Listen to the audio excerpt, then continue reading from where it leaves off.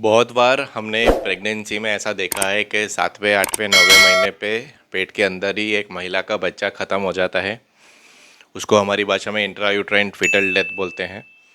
वो क्यों ख़त्म होता है, कैसे ख़त्म होता है, उसको जानने के लिए क्या करेंगे, कौन से हाई रिस्क प्रेगनेंसी होते हैं, उसके लिए हमारे पास एक बहुत अच्छा इंस्ट्रूमेंट साधन अवेलेबल है, टेस्ट है। उसको हम लोग बोलते हैं NST। NST मतलब नॉन स्ट्रेस टेस्ट। ये टेस्ट क्या होता है, नॉन स्ट्रेस टेस्ट NST कब करते हैं, प्रेगनेंसी में कब करना चाहिए, कितने महीने के बाद करना चाहिए, उसके रिजल्ट्स क्या होते हैं, कौन कौन से पेशेंट्स में करना चाहिए, उसके क्या कॉम्प्लिकेशंस होते हैं, आज इस सब के बारे में चर्चा करेंगे। नमस्कार, मैं हूं डॉक्टर रजत, मेरे साथ हैं डॉक्टर सपना और आप देखना शुरू कर चुके हैं हमारा यूट्यूब चैनल गायनेक दीदी और गायनेक वाला। सपना, ये बताओ कि हमारी ओपीडी में जो NST हम लोग करते हैं, पहले तो ये बताओ हमारे दर्शकों को कि NST होता क्या है। सो नॉन स्ट्रेस टेस्ट, इस नाम से हम उसको समझते हैं और कभी कभी इसको CTG भी बोला जाता है, कार्डियो टोकोग्राफी। तो नॉन स्ट्रेस टेस्ट एक तरह का प्रीनेटल टेस्ट जब महिला प्रेग्नेंट है तब हम करते हैं और इससे बच्चे की फीटल वेलबींग और बच्चे के हार्ट रेट को हम मॉनिटर कर पाते हैं।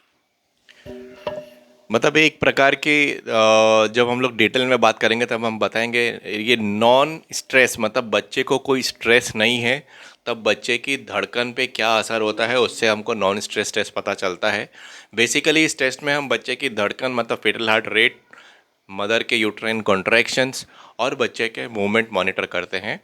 इस टेस्ट से हमको ये पता चलता है कि अगर बिना स्ट्रेस के मतलब लेबर में जो यूट्राइन कॉन्ट्रैक्शन होगा उससे बच्चे को हर कॉन्ट्रैक्शन के साथ बच्चे की ब्लड सप्लाई थोड़ी कम होगी और वो एक प्रकार का बच्चे के लिए स्ट्रेस होगा।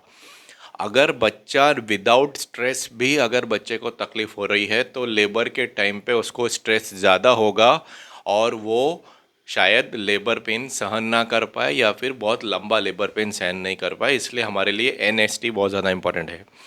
अच्छा, ये बताओ कि NST हम लोग प्रेगनेंसी में कब करते हैं, कितने वीक्स के बाद करते हैं। तो जैसे कि बात हो रही है कि NST हम लोग बेस्ट टाइम जो होता है वो होता है आफ्टर 34 वीक्स, मतलब लगभग 8.5 महीने के बाद। आइडियली इसको 9वें महीने में ये हमारे लिए सबसे ज़्यादा अच्छे से हम इसको रिजल्ट्स को इंटरप्रेट कर पाते हैं, पर 34 वीक से हम इसको करना चालू कर सकते हैं, स्पेशली जो हाई रिस्क प्रेगनेंसीज हैं। जैसे आपने अभी बहुत ही अच्छा एक्सप्लेन करा कि ये हमें क्या बताता है। एक नॉन इन्वेसिव टेस्ट है, इसमें कोई सुई नहीं चुबानी, कोई ब्लड नहीं लेना है। इसमें केवल मदर के जो एब्डोमेन है उसके ऊपर हम 2 प्रोब्स लगा देते हैं और एक प्रोब होता है फीटल हार्ट रेट को मॉनिटर करता है, वो एक ग्राफ में आता है जिसमें हमको फीटल हार्ट रेट हमको दिखता है कि फीटल का हार्ट बीट कैसा है।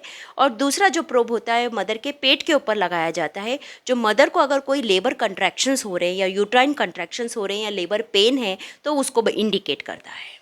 आपने एक शब्द का इस्तेमाल किया, हाई रिस्क प्रेगनेंसी। तो क्या ये NST हम लोग खाली हाई रिस्क प्रेगनेंसी में यूज़ करते हैं या सब में यूज़ कर सकते हैं? और दूसरा मेरा क्वेश्चन था, हाई रिस्क प्रेगनेंसी का मतलब क्या?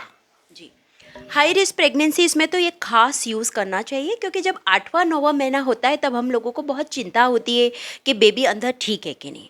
नॉर्मली ग्रोथ सोनोग्राफीज आ गई हैं, डॉपलर सोनोग्राफीज आ गई हैं, पर उनकी भी अपनी एक लिमिटेशन है। ये भी रिपोर्ट्स हमको हर दिन बच्चे की वेलबींग कैसी है ये बताना और ये जानना थोड़ा डिफिकल्ट होता है। हाई रिस्क प्रेगनेंसीज का मतलब जिनको डायबिटीज़ मेलिटस है, लाइक GDM प्रेगनेंसी में जिनको डायबिटीज़ है, क्योंकि ये डायबिटीज़ से सबको, ऑब्स्टेट्रिशियन को भी खतरा लगता है और पेशेंट को भी खतरा होता है, क्योंकि वो ग्लूकोज की जो फ्लक्चुएशन होती है उससे कई बार अनएक्सपेक्टेड फीटल डिमाइस हमको देखने में मिलता है और ख़ास तौर से ये 8th और 9th मंथ में बहुत ज़्यादा कॉमन है।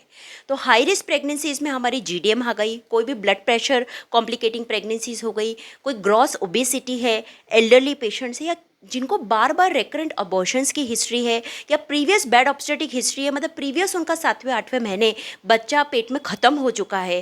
तो इस तरह के पेशेंट्स में बच्चा जब तक अपनी नॉर्मल मेच्योरिटी को पहुँचे, जो हमारा 37-38 वीक्स है, उसकी मॉनिटरिंग के लिए हम इस टेस्ट को यूज़ करते हैं। इसके अलावा, हाई रिस्क प्रेगनेंसी के अलावा हम लोग ऐसा मानते हैं कि सारे पेशेंट्स को इर्रेस्पेक्टिव हाई रिस्क हो या नहीं हो, 37 वीक्स के बाद हर हफ्ता या हर 10 दिन में एक बार NST करना चाहिए। अच्छा, ये बताओ कि NST काम कैसे करता है।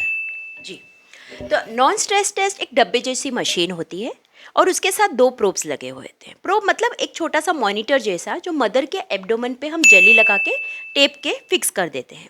तो जहाँ पे बच्चे की धड़कन हमको टक टक टक टक सुनाई देती है।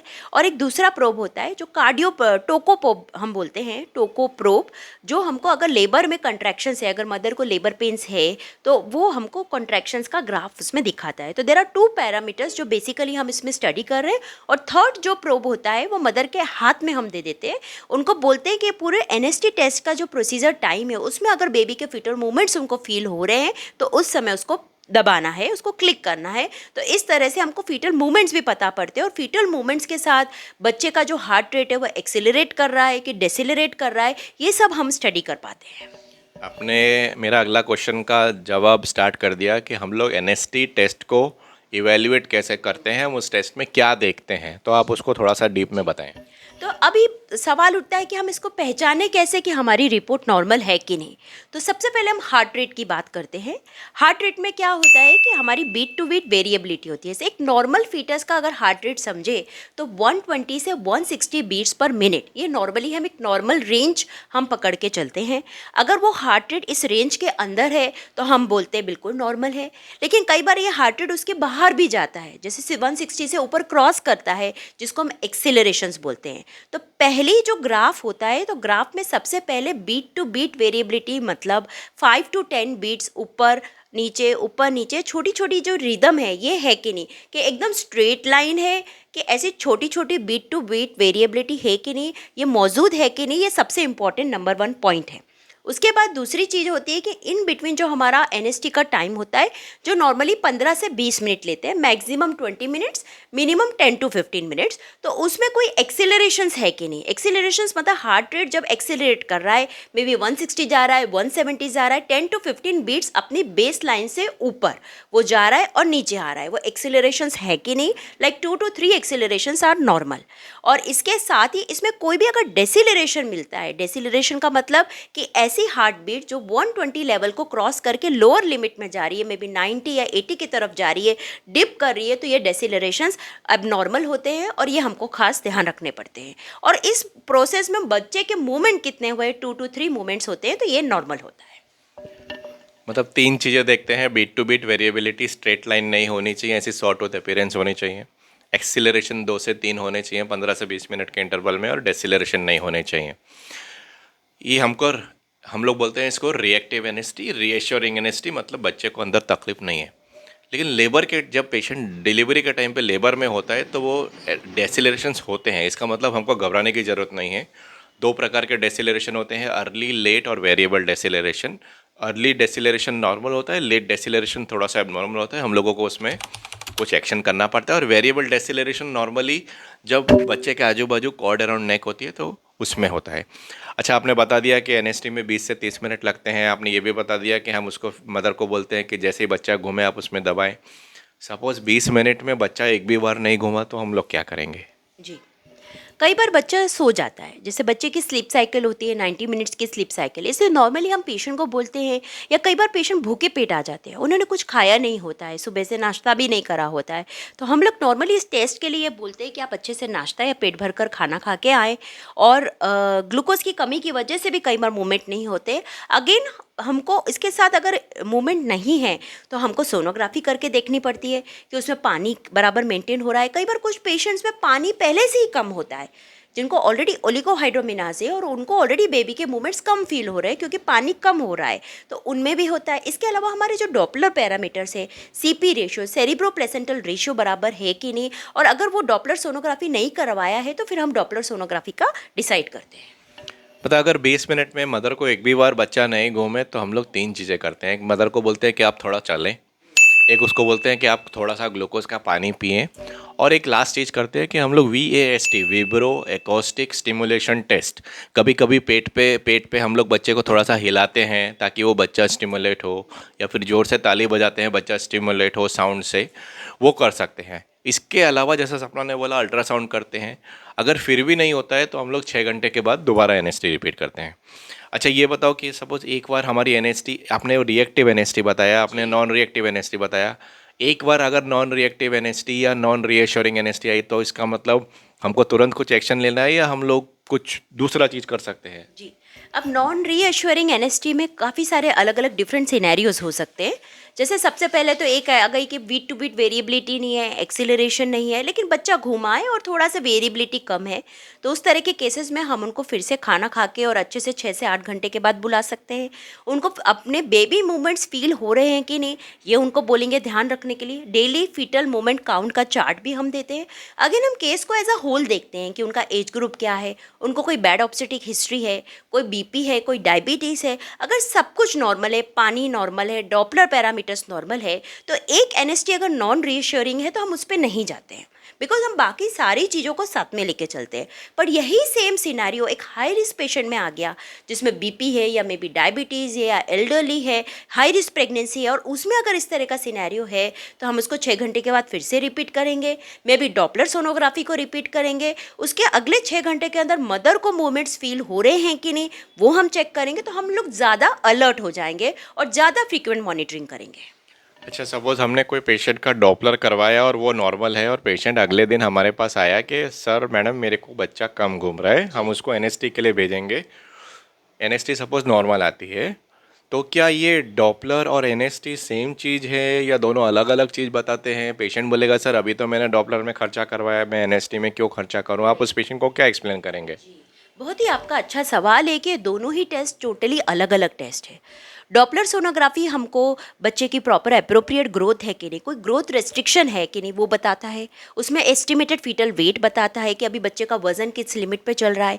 अगेन उसमें पानी कितना है, ओलिगोहाइड्रोमिनाजे की नॉर्मल वाटर है वो बताता है। और जैसे कि अभी हमने सेरिब्रो प्लेसेंटल रेशियो, बेसिकली हम बच्चे को जो नाल है जिसमें ब्लड पहुंचा रही है, उसकी ब्रेन की जो ब्लड सप्लाई है उसका हम रेशियो कैलकुलेट करते हैं, उन ब्लड वेसल्स का रेशियो कैलकुलेट करते हैं कि वो अप्रोप्रिएट रेंज में है कि नहीं, तो ये डॉपलर सोनोग्राफी बताता है।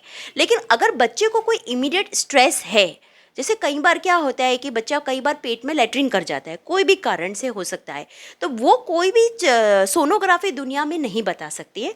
उसके लिए अगर बच्चे को कोई एक्यूट स्ट्रेस है तो हमारा एनएसटी टेस्ट जो होगा उसमें जो एक्सिलरेशंस होंगे, बच्चा अंदर कुछ तकलीफ है और स्ट्रेस है, तो उसमें अगर हमको डेसिलरेशंस जो मिलेंगे कि वो डिप मिलेगा, और अगर डिप सिग्निफिकेंट डिप है, 10 to 15 बीट्स का डिप है, मे बी 1 or 2 डिप्स है, और मदर को बेबी भी घूम रहा है, तो ये सब हमको कोई ना कोई स्ट्रेस के ऊपर इंडिकेट करेंगे और हमको बहुत ज़्यादा डिसीजन मेकिंग पे जाना पड़ेगा या अलर्ट हो जाना पड़ेगा।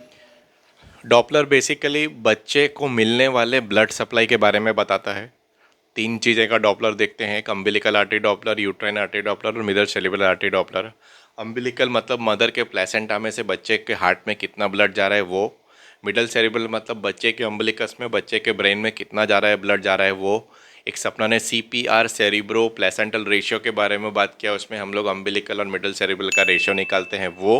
और एक यूट्राइन मतलब ओवरऑल मदर के हार्ट में से बच्चे को कितना ब्लड जा रहा है, तो हमको ब्लड सप्लाई का पता चलता है। डॉपलर हमको क्रोनिक इवेंट्स को मतलब 3 दिन 4 दिन 5 दिन के बाद को हमको प्रिडिक्ट करने में मदद करता है कि हम लोग ये प्रेगनेंसी 7 दिन 8 दिन 10 दिन खींच पाएंगे कि नहीं। ऑन द कॉन्ट्ररी जो एनएसटी है वो एक्यूट इवेंट को प्रिडिक्ट करने में मदद करता है। जैसा सपना ने बोला कि बच्चे को कोई भी प्रकार का स्ट्रेस हुआ, अब एनएसटी के पीछे हमको उसका बायो फिजिकल प्रिंसिपल समझना ज़रूरी है।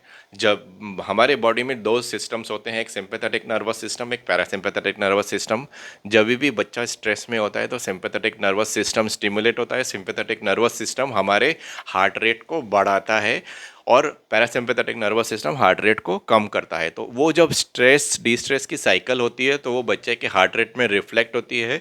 और over a period of time thousands of NST studies करने के बाद हम लोगों को पता चला है कि एक्सेलरेशन मतलब बेबी रेश्योरिंग फिटल पैटर्न है और डेसिलरेशन अर्ली लेट मतलब नॉन रेश्योरिंग पैटर्न है। हालांकि नॉन रेश्योरिंग पैटर्न है मतलब हमको तुरंत एक्टिविटी लेना कुछ करना है, उसका मतलब ये नहीं है, लेकिन हमको उसका मोर फ्रीक्वेंट एनएसटी करना पड़ेगा। तो इससे मैं मेरे अगले क्वेश्चन पे आता हूँ कि सपना, अगर सपोज़ हम लोगों का एनएसटी रिएक्टिव है, 36 के बाद हमने वीक्स के बाद स्टार्ट किया, तो हम लोग कितना वीक्स के बाद दोबारा एनएसटी करते हैं? देखिए, एक नॉर्मल पेशेंट है, पहली डिलीवरी है, पानी नॉर्मल है, ग्रोथ नॉर्मल है, तो हम हफ्ता या 10 दिन में उसको रिपीट कर सकते हैं। और ये एक छोटा सा सिंपल नॉन इन्वेजिव टेस्ट है जो गायनेकोलॉजिस्ट ऑब्स्टेट्रिशियन को भी रीअश्योरिंग रहता है कि हाँ, ओवरऑल ये फीटल वेलबींग को बताता है। अभी पुराने ज़माने में क्या, अभी भी जो हम एक और टेस्ट समझते थे जिसको हम बोलते थे बायोफिजिकल प्रोफाइल, उसमें 5 पैरामीटर्स हम सोनोग्राफी के थ्रू असेस करते थे, क्योंकि एक लंबा प्रोसीजर है, टाइम कंज्यूमिंग है और बहुत सब्जेक्टिव है। मतलब इसमें हम कोई स्ट्रिक्ट प्रोटोकॉल्स नहीं होते हैं। जो एग्जामिन कर रहा है, जो रेडियोलॉजिस्ट या ऑब्स्टेट्रिशियन जो कर रहे हैं टेस्ट, उनको उनके हिसाब से रिपोर्ट चेंज हो सकता है। उसमें रेस्पिरेटरी पैरामीटर्स भी होते हैं, बच्चे का पानी का भाग भी हम लेते हैं। से 5 पैरामीटर्स लेके 0 to 10 का हम स्कोर कैलकुलेट करते थे। तो ये टेस्ट इसीलिए करा जाता था कि बच्चे की फीटल वेलबींग कैसी है।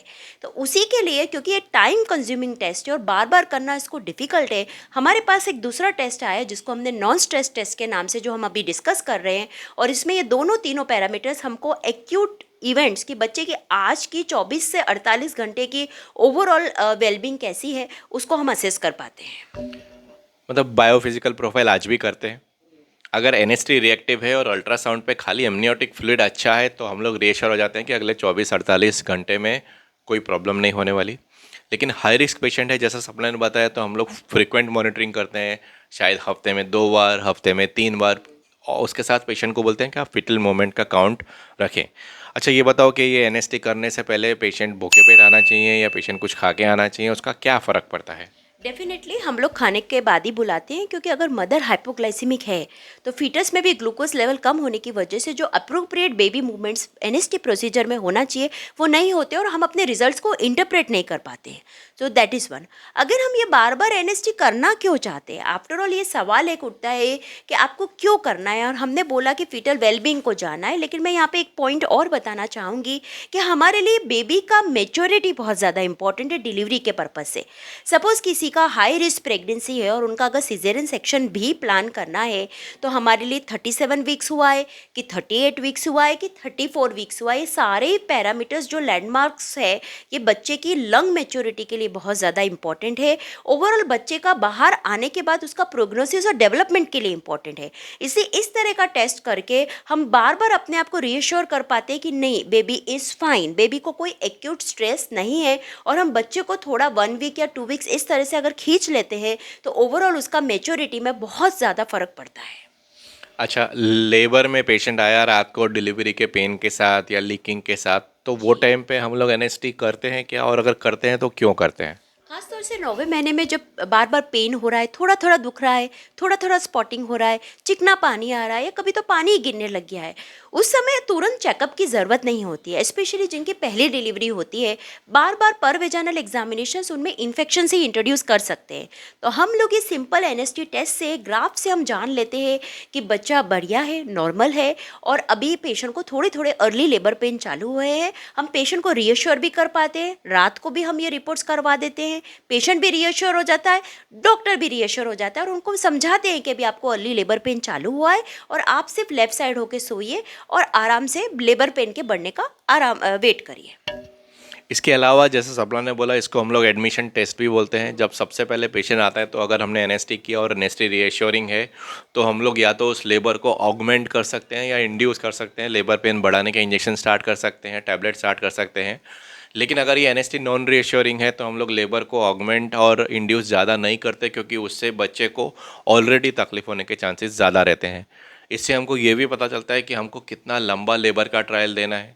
नॉर्मली हम लोग 14 से 16 घंटे ट्रायल देने का बात करते हैं, लेकिन अगर एनएसटी अच्छा नहीं है तो शायद शॉर्ट ट्रायल देते हैं, 4 घंटे, 6 घंटे, 8 घंटे, क्योंकि ज़्यादा लंबा ट्रायल देंगे तो ऑलरेडी कॉम्प्रोमाइज़ बच्चा है तो फिर उस केस में प्रॉब्लम होने के चांस रहते हैं। अच्छा, ये बताओ कि क्या ऐसा हो सकता है कि डॉपलर पैरामीटर्स एबनॉर्मल हो और एनएसटी नॉर्मल हो?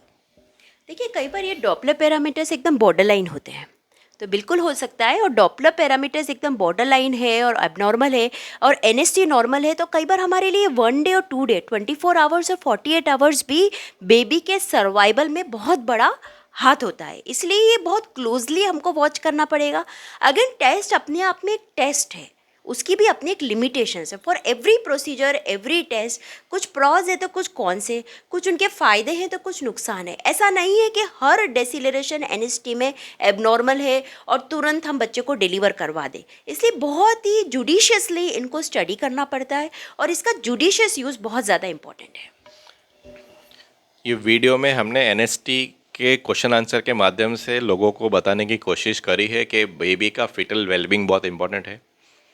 एनएसटी हम लोग पैसे कमाने के लिए नहीं करते या फिर सीजर ज़्यादा करने के लिए नहीं करते, लेकिन अगर एनएसटी रीअश्योरिंग है तो हमको पता चलता है कि हम लोग वेट कर सकते हैं।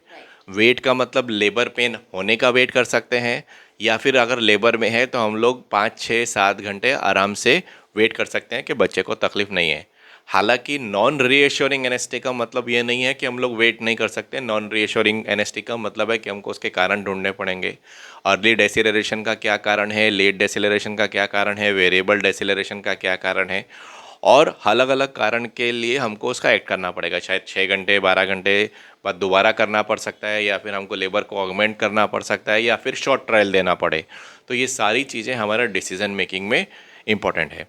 हालांकि हमने ये देखा है कि जब हम लोग लेबर के पेशेंट में एनएसटी करते हैं और एनएसटी नहीं अच्छी आती है, हम लोग उसको लंबा ट्रायल अगर देते भी हैं तो बच्चे को या तो मिकोनियम हो गया होता है या बच्चा डिस्ट्रेस आता है। इसलिए अपने डॉक्टर के डिसीजन पे हर समय आप ट्रस्ट करें। अपना एंड में आप कुछ कैरी होम पॉइंट्स बताना चाहेंगे?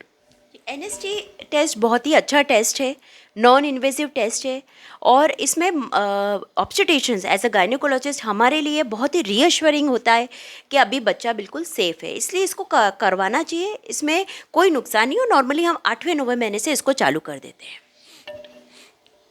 तो ये था हमारा एनएसटी के ऊपर सेशन। प्रेगनेंसी की स्पेशल सीरीज़ में हम लोग ऐसे ही छोटे और इंटरेस्टिंग टॉपिक्स लाते रहेंगे। वीडियो को प्लीज़ लाइक करें, चैनल को सब्सक्राइब करें। नमस्कार।